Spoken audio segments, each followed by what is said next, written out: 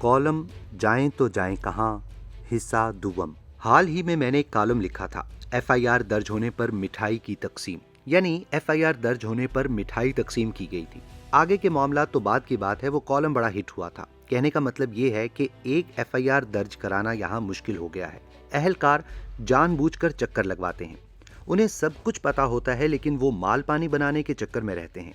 काश हुकूमत कोई ऐसा सिलसिला शुरू करे कि ज्यादा फीस ले ले, लेकिन एफआईआर हर हालत में दर्ज हो तो बहुत सौ का भला हो जाए। मुद्दई किसी मामले में बहुत गर्म हो तो पुलिस उसे ये कहकर ठंडा कर देती है कि मुकमुका कर लो। मुझे 1 माह पहले एक वडेरे के डेरे पर जाने का इत्तेफाक हुआ, वैसा ही वडेरा कि जिसके खिलाफ कई मुकदमात हैं, यानी वो पूरा बदनामे जमाना वडेरा था। लोग उसे डरते थे। मैंने देखा कि उसके पास तो रौनक लगी हुई है। एसएचओ साहब भी बैठे हुए हैं, डीएसपी साहब भी बैठे हुए हैं, कहकहे लगाए जा रहे हैं और खाबे वगैरह चल रहे हैं। मैं सोचने लगा कि यही तो वो बंदा है जिसके खिलाफ शिकायत पुलिस वालों को मिलती है। पुलिस इन शिकायत का अजाला करने के बजाय खुद उसी के पास बैठी है, तो ऐसे में इंसाफ के तकाजे कैसे पूरे हो सकते हैं। इसी तरह 5-6 साल पहले का एक और वाकया है कि किसी काम के सिलसिले में किसी अहले इलाका के साथ चंद बार थाने जाने की जरूरत पेश आ गई।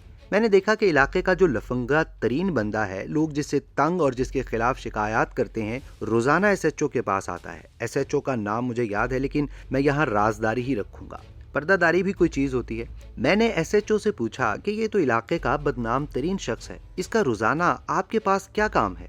एसएचओ साहब मुस्कुराए और कहा, शेख साहब आप तो शरीफ आदमी हैं, हमारा किचन तो इन लोगों की वजह से चलता है, आपने हमें क्या देना होता है। ये करप्शन वाला मामला कुछ थम जाए, रुक जाए तो हमें खुशी हो कि रुक गया है, बढ़ नहीं रहा, लेकिन यहाँ मामला बढ़ रहा है, कम नहीं हो रहा। आप पैसे लेते हैं तो 5% जेब में डालें और 95% गवर्नमेंट के खाते में डालें, ये तो ठीक है, लेकिन यहाँ इसके उलट हो रहा है। ये लोग 95% जेब में डालते हैं और पता नहीं 5% भी हुकूमत को देते हैं या नहीं। महकमा बिजली को ही ले लें, इसकी बिजली का कनेक्शन लगाने की एक मुकर्ररा फीस है, लेकिन कोई नहीं लगने देगा जब तक आप उससे दुगना रिश्वत के तौर पर उन्हें पेश न कर दें। वो किसी से नहीं डरते, बल्कि अलल ऐलान कहते हैं कि जाओ जिसको बताना है बताओ। मेरा तज्जिया ये है कि अगर किसी थाने में एफआईआर दर्ज कराने के लिए 100 दरखास्तें जाती हैं तो कार्रवाई के लिए सिर्फ 10 के करीब कोर्ट तक पहुंचाई जाती हैं, और वो 10 जो कोर्ट तक चली जाती हैं उनके फैसलों में भी 40-40 साल लग जाते हैं।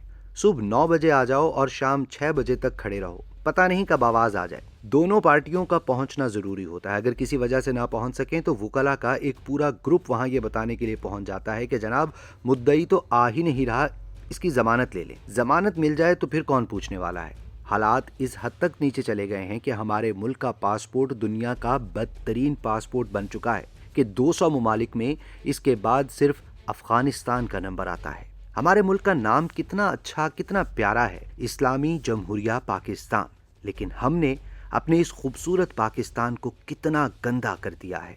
70 बरस से ज्यादा अरसा हो रहा है कि हम कच्चे के इलाके को ही कंट्रोल नहीं कर सके। हर चंद माह के बाद ये सुनने में आता है कि कच्चे के इलाके में ये ऑपरेशन हो रहा है, वो ऑपरेशन हो रहा है, लेकिन असल में होता हुआ था कुछ नहीं। इनसे कच्चे के डाकू कंट्रोल नहीं हो पा रहे, और क्या होगा। 20 साल पहले की बात है कि एक डीएसपी साहब को मिलने सियालकोट गया तो उन्होंने बड़े फख्र से बताया कि मैं अपनी तनख्वाह गनमैनों में तकसीम कर देता हूँ। उन्होंने ये बात भी बड़े फख्र से बताई कि मैं पैसे जरूर लेता हूँ, लेकिन मैं मुलजिमों से नहीं, मुद्दइयों से लेता हूँ। मैं दुआएं लेता हूँ, बद्दुआएं नहीं लेता। ये उस डीएसपी का आलम था जिसे कायदे आजम अवार्ड मिल चुका है। ये कल्चर बन चुका है हमारे मुल्क में। ऐसे में बंदा फरियाद लेकर किसके पास जाए। इन हालात में तो सिर्फ दुआ ही की जा सकती है कि कोई अल्लाह का बंदा आए जो इस मुल्क और इसके निज़ाम को सीधा कर दे। ये खुद से तो ठीक होते नजर नहीं आते। खुदा का खौफ और एहसास जिम्मेदारी है नहीं, और इन पर चेक एंड बैलेंस का कोई निज़ाम भी नहीं है कि सरकारी इख्तियारात का नाजायज इस्तेमाल करने पर इन पर गिरफ्त की जा सके। ऐसे में कौमी तरक्की के ख्वाब कैसे देखे जा सकते हैं। करप्शन और रिश्वत का नासूर तरक्की के ख्वाब को गहनाई दे रहा है, और हम सब खामोश तमाशाई बनने के सिवा कुछ नहीं कर सकते कि जिनके पास इख्तियारात हैं वो अपने गरीबानों में झांकने के लिए तैयार ही नहीं। यहाँ का बावा आदम निराला है। बकौल शायर, बर्बाद गुलिस्तां करने को बस एक ही उल्लू काफी था, हर शाख पे उल्लू बैठा है, अंजामे गुलिस्तां क्या होगा।